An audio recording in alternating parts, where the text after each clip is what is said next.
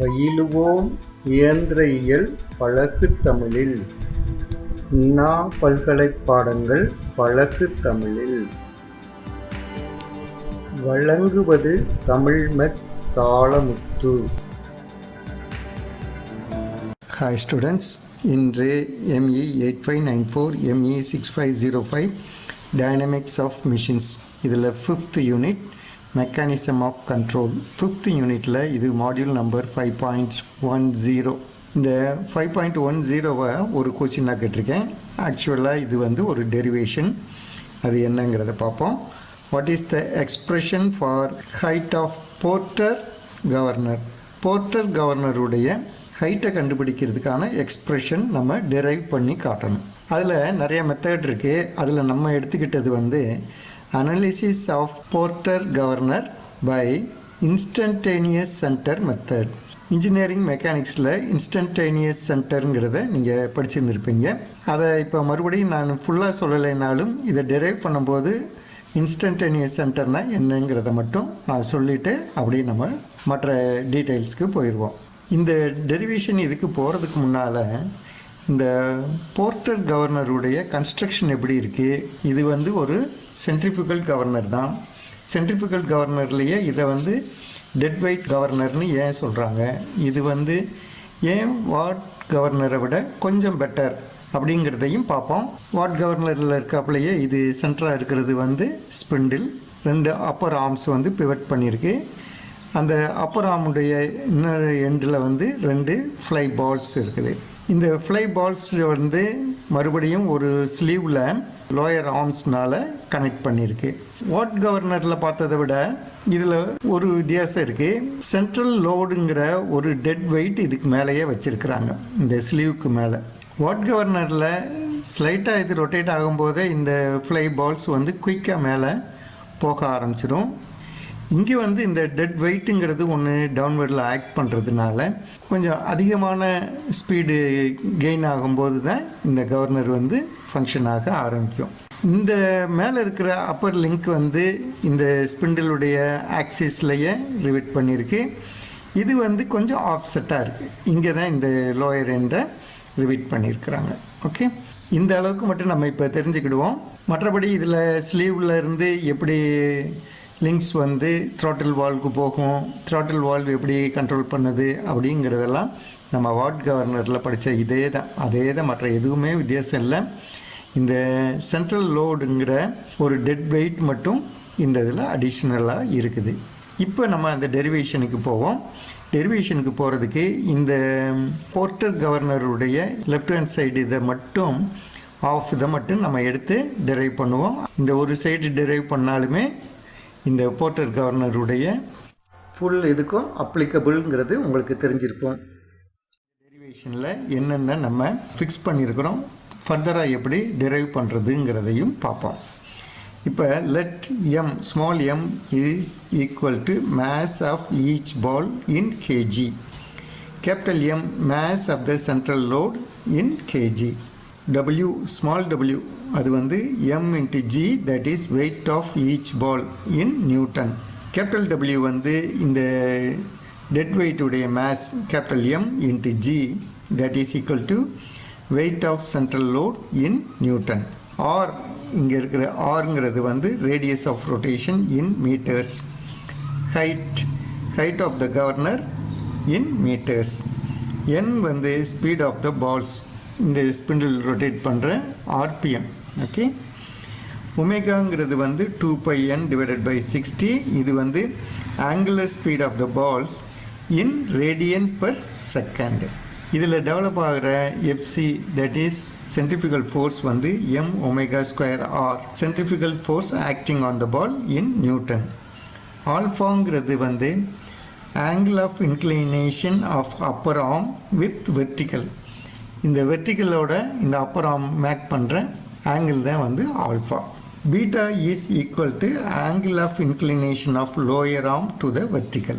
Vertical லைனில் பீட்டாங்கிறது இந்த லோயர் ஆர்ம் மேக் பண்ணுது. இது இங்கே போட்டிருக்க இந்த லைனுக்கு பெர்பெண்டிகுலராக போட்டிருக்கு. அதனால இந்த லைனும் பேரலல். அதனால் இந்த 2 ஆங்கிளும் ஒன்று தான். அந்த ஆங்கிள் தான் பீட்டா. ரெண்டு parallel லைனுக்கு மேலே மேக் பண்ணுற ஆங்கிள்ஸ் வந்து சேமாக இருக்கும். அதனால் இதுவும் ஆல்ஃபா தான், இந்த ஆங்கிள் ஆல்ஃபா தான். இந்த ஐங்கிற பாயிண்ட் தான் வந்து இன்ஸ்டன்டேனியஸ் சென்டர். இன்ஸ்டன்டேனியஸ் சென்டருங்கிறது அதனுடைய பாயிண்டில் வெலாசிட்டி வந்து ஜீரோவாக இருக்கும். அப்படி இருக்கிற பாயிண்ட்டுக்கு பேர் தான் இன்ஸ்டன்டேனியஸ் சென்டர்னு பேர். இந்த இன்ஸ்டன்டேனியஸ் சென்டரை எப்படி ஃபைண்ட் அவுட் பண்ணுறதுங்கிறத நம்ம இன்ஜினியரிங் மெக்கானிக்ஸில் படிச்சிருக்கிறோம். அதை நான் டீட்டெயிலுக்கு போகலை, ஆனாலும் இதில் சிம்பிளாக சொல்கிறேன். இந்த ஆமுடைய இதை எக்ஸ்டெண்ட் பண்ணணும். அதே மாதிரி இந்த ரொட்டேட் ஆகிற ஆக்சிஸ்லேருந்து நம்ம பெர்பெண்டிகுலர் ட்ராப் பண்ணோம்னா ரெண்டு எங்கே கட் பண்ணுதோ அந்த இதுதான் instantaneous centre. Eye movement about the point all the moments should be equal to 0 இருக்கணும். அப்படின்னா இந்த சிஸ்டம் வந்து ஈக்குலிபிரியத்தில் இருக்குதுன்னு சொல்லலாம். இதில் இப்படி எடுக்கும்போது நம்ம கிளாக் வைஸில் போகிற மூமெண்ட்லாம் வந்து பாசிட்டிவ், நெகட்டிவ் வந்து ஆன்டி கிளாக் வைஸ் அல்லது கவுண்டர் கிளாக் வைஸ். இதை சைன் கன்வென்ஷனை நம்ம ஃபாலோ பண்ணுவோம். நம்ம இப்போ ப்ரொசீட் பண்ணுவோம். இதில் அதுக்கு முன்னால் என்னென்ன ஃபோர்ஸஸ் ஆக்ட் பண்ணுதுன்னு பார்த்துருவோம். இங்கே வந்து இந்த பால்க்கு ரேடியலாக இது ரொட்டேட் பண்ணுற ரேடியஸ்க்கு ரேடியலாக அவுட்வேர்டில் எஃப்சிங்கிற சென்ட்ரிஃபிகல் ஃபோர்ஸ் ஆக்ட் பண்ணுது. அது வந்து m⍵² r இருக்குது. இந்த பாலுடைய டவுன்வேர்ட் ஃபோர்ஸ் இருக்குது, அது வந்து W, இது வந்து m×g. அதே மாதிரி இங்கே இருக்கிற டெட் வெயிட்டுடைய ஃபோர்ஸ் வந்து கீழே டவுன்வேர்டில் இருக்குது, இது W/2. இந்த W/2ங்கிறத கேபிட்டல் mg/2ன்னு நம்ம சொல்லலாம். இப்போ வந்து இன்ஸ்டன்டேனியஸ் சென்டருக்கு நம்ம மூமெண்ட்டை எடுப்போம். Taking moments about the point ஐ. இந்த ஐங்கிறதுக்கு மூமெண்ட்டை நம்ம எடுக்கும்போது சிக்மா m = 0ன்னு வரணும். முதல்ல இந்த எஃப்சியை எடுத்துக்கிடுவோம். ஃபோர்ஸ் வந்து எஃப்சி, அதனுடைய பெர்பெண்டிகுலர் டிஸ்டன்ஸ் வந்து இங்கே இருக்குது, அது வந்து பிடி. அப்போ எஃப்சி × பிடி, இது வந்து ஆன்டி கிளாக் வைஸ் டைரக்ஷனில் இருக்குது, அதனால இது வந்து நெகட்டிவ். அடுத்த இது வந்து இந்த டபிள்யூன்னு இருக்குது, அது mg. இந்த ஃபோர்ஸ்க்கு இந்த ஐக்கும் இருக்கிற பெர்பெண்டிகுலர் டிஸ்டன்ஸ் ஐடி கிளாக் வைஸில் இருக்குது, அதனால் இது ப்ளஸ் mg × ஐடி. இன்னொரு ஃபோர்ஸ் இருக்குது, இங்கே கேபிட்டல் mg/2ன்னு இருக்குது, இதுவும் கிளாக் வைஸில் இருக்குது. இதனுடைய பெர்பெண்டிகுலர் டிஸ்டன்ஸ் வந்து ஐசி, இதுவும் அப்போ plus mg/2 × IC that is equal to 0. இப்போ இந்த இதை அந்த பக்கம் கொண்டு போயிடுவோம். அப்போ கொண்டு போயிட்டோம்னா இதுவும் FC × BD is equal to, இப்போ இதைத்தான் நம்ம அங்கே போயிருக்கோம், அதைத்தான் முதல்ல எழுதியிருக்கிறோம், mg × ID plus capital mg/2 × IC.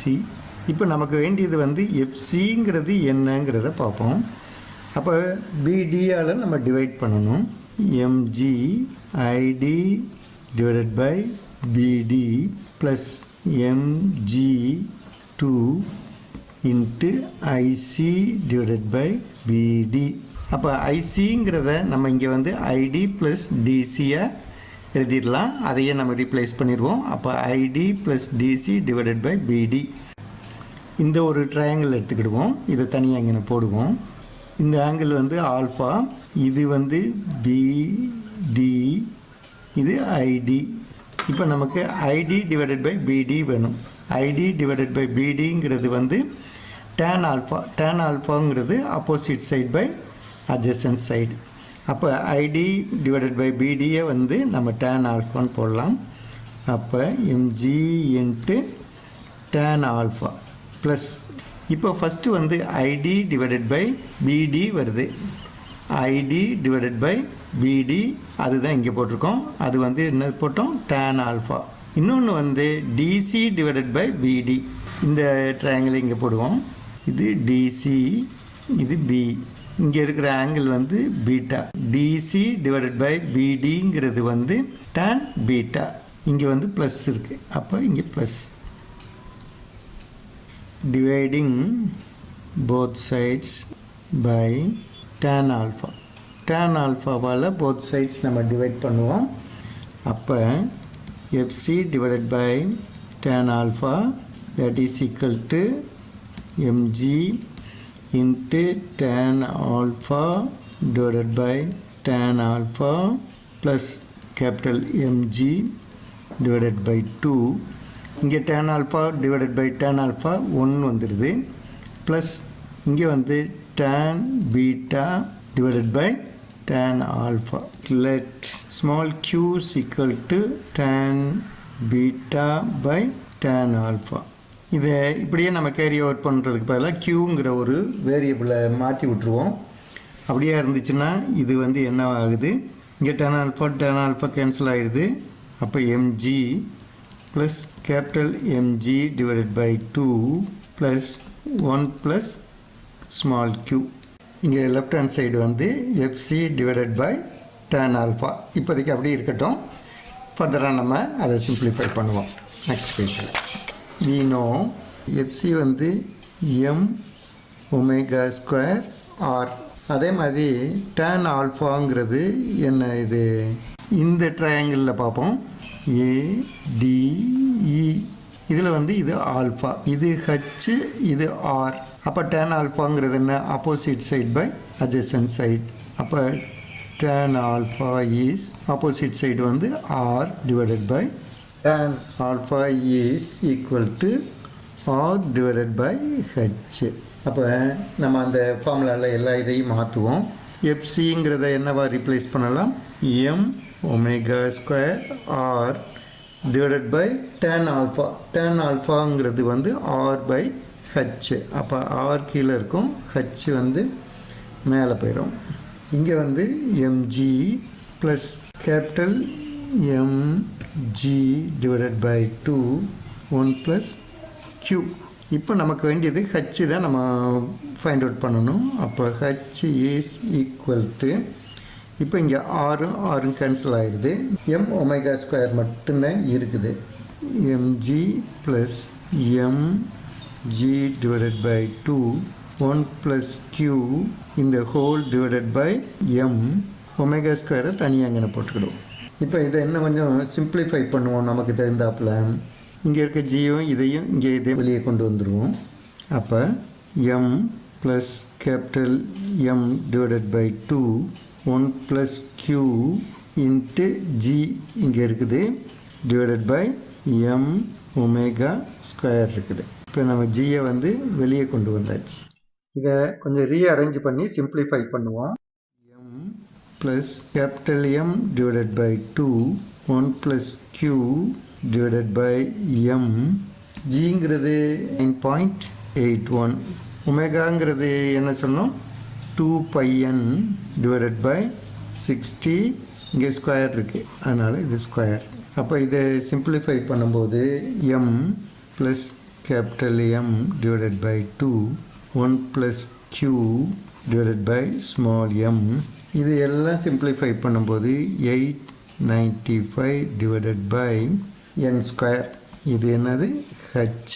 இதுதான் நமக்கு தேவையான ஃபார்முலா. இந்த கவர்னர் இதில் பார்த்தோம்னா இங்கே வந்து இது வந்து ஆல்ஃபாங்கிற ஆங்கிளை மேக் பண்ணுது, இந்த இடத்துல இது வந்து பீட்டாங்கிறத மேக் பண்ணுது. Suppose AB is equal to BCயாக இருந்துச்சுன்னா இந்த இது என்ன ஆகும், இந்த பிவட் பாயிண்ட் வந்து இங்கேயே வந்துடும், இந்த ஆக்சிஸ்லேயே வந்துடும். அப்போ வந்து ஆல்ஃபா இஸ் ஈக்குவல் டு பீட்டான்னு ஆகிரும். ஆல்ஃபா இஸ் ஈக்குவல் டு பீட்டான்னு வந்துடும். அப்போ q வேல்யூ என்ன ஆகும், q is equal to tan beta divided by tan ஆல்ஃபான்னு நம்ம வச்சுருக்கிறோம். இப்போ ஆல்ஃபாவும் பீட்டாவும் 1 ஆயிடுச்சுன்னா இந்த வேல்யூ வந்து 1. இங்கே இருந்ததை ஃபர்தராக ஈஸினஸ்க்காக for AB is equal to BC then alpha is equal to beta. Therefore, q is equal to tan beta divided by tan alpha is 1. இப்போ இங்கே 1 substitute பண்ணோம்னா h is equal to m plus m by 2 1 plus 1 divided by m into 895 by n square. இப்போ இது 2 cancel ஆகிடுது. m plus capital M divided by m into 895/n². இதுதான் வந்து ஜெனரலாக இருக்கக்கூடிய ஹச் கண்டுபிடிக்கிறதுக்கான எக்ஸ்பிரஷன். ஆனால் அதுலேயே லிங்க்கு அப்பர் லிங்க்கும் லோயர் லிங்க்கும் சேமாக இருந்துச்சுன்னா, லென்த் வந்து சேமாக இருந்துச்சுன்னா நமக்கு இந்த ஃபார்முலாவை எப்படி சிம்பிளாக ஆயிடுது. இப்போ இந்த ஃபார்முலாவை பார்த்தீங்கன்னா நம்ம ஏற்கனவே வாட் கவர்னருக்கு வந்து ஹச் கண்டுபிடிக்கிறதுக்கு 895/n² தான் பார்த்தோம். அப்படியே இது வாட் கவர்னர் மாதிரியே இருக்குது. அதோட இந்த இப்போ நம்ம ஆட் பண்ணியிருக்கிற இந்த ஸ்மால் எம்ங்கிறது என்னது, ஃப்ளை பால் உடைய மாஸ். கேபிட்டல் எம்ங்கிறது வந்து அதில் டெட் வெயிட்டாக வச்சுருக்கிற டெட் வெயிட்டுடைய மாஸ். இந்த ரெண்டு காம்பனண்ட்டு தான் இதை மல்டிப்ளை பண்ணுறாப்புல இருக்குது. இந்த போர்ட்டர் கவர்னர் வந்து வாட் கவர்னரே தான். ஒன்று இந்த மேத்ஸ் நம்ம ஆட் பண்ணதுனால அது ஹைட் கண்டுபிடிக்கிறதுக்கு அது இன்க்ளூட் ஆகுது. ஹையர் என் வேல்யூவில் வாட் கவர்னரில் இந்த ஹச் வேல்யூ வந்து ரொம்ப ரொம்ப ஸ்மால் மைன்யூட் வேல்யூவாக கிடைக்கும். ஆனால் இங்கே மேத்ஸால் நம்ம மல்டிப்ளை பண்ணும்போது இங்கே ஹச் வேல்யூ வந்து வாட் கவர்னரில் ரொம்ப மைன்யூட்டாக இருக்கிற டிஸ்டன்ஸை விட ஸ்லீவ் வந்து இவ்வளோ டிஸ்டன்ஸ் நகண்டு போகிறதுனால ஈஸியாக ஃபியூலை கண்ட்ரோல் பண்ணி மீன் ஈக்குலிபிரியம் ஸ்பீடுக்கு ஈஸியாக குயிக்காக அது வந்துடும். இந்த Porter governor modified Watt governor it is more suitable for higher speed engines. இது வந்து ஹையர் ஸ்பீட் இன்ஜின்ஸ்க்கு நல்ல சூட்டபுளாக இருக்கும். வாட் கவர்னர் வந்து it is suitable only for low speed engines. அப்போ இந்த ஃபார்முலாவை நம்ம நல்லா நினைவு வச்சுக்கிடுவோம். இந்த ஃபார்முலாவை நினைவு வச்சுக்கிடும் போது இந்த கண்டிஷனையும் நீங்கள் நினைவு வச்சுக்கிடணும். இதுவே தனியாக அந்த டெரிவேஷனு. ஆனால் யூனிவர்சிட்டியில் சில சமயங்களில் 16 மார்க் கொஸ்டினாக கேட்டிருக்காங்க. அதனால் இதை நல்லா தெரிஞ்சுக்கோங்க. இந்த ஃபார்முலாவை நல்லா படிச்சுக்கிடுங்க. இந்த டெரிவேஷன் ரொம்ப ஈஸியானது தான். அதனால் இதில் புரியாமல் போகிறதுக்கு ஒன்றும் இல்லை. எல்லாருமே நல்லா புரிஞ்சிருப்பீங்கன்னு பார்க்குறேன். ப்ராப்ளம்ஸ் போடும்போது இன்னும் கொஞ்சம் நல்லாவே அண்டர்ஸ்டாண்ட் ஆகும். என்னுடைய சேனல் வந்து AUmech-in-tamil. இதுக்கு நீங்கள் சப்ஸ்கிரைப் பண்ணுங்கள். சப்ஸ்கிரைப் பண்ணும்போது ஒரு பெல் சிம்பிளும் வரும், அதையும் கிளிக் பண்ணுங்கள். கிளிக் பண்ணிங்கன்னா உங்களுக்கு ரிமைண்டர்ஸ் வந்துக்கிட்டே இருக்கும். அந்த ரிமைண்டர்ஸ் மூலமாக வரிசையாக என்னுடைய மாடியூலில் பாருங்கள். அப்போ உங்களுக்கு சிலபஸ் முழுவதும் கவர் ஆகிருக்கிறதுனால, நீங்கள் ஃபுல்லாக படிச்சிருக்கிறதுனால நீங்கள் கான்ஃபிடெண்ட்டாக உங்களுடைய எக்ஸாம் அட்டன் பண்ணலாம். நல்ல மார்க் ஸ்கோர் பண்ணியே பாஸ் பண்ணலாம். Okay, see you students. Thank you.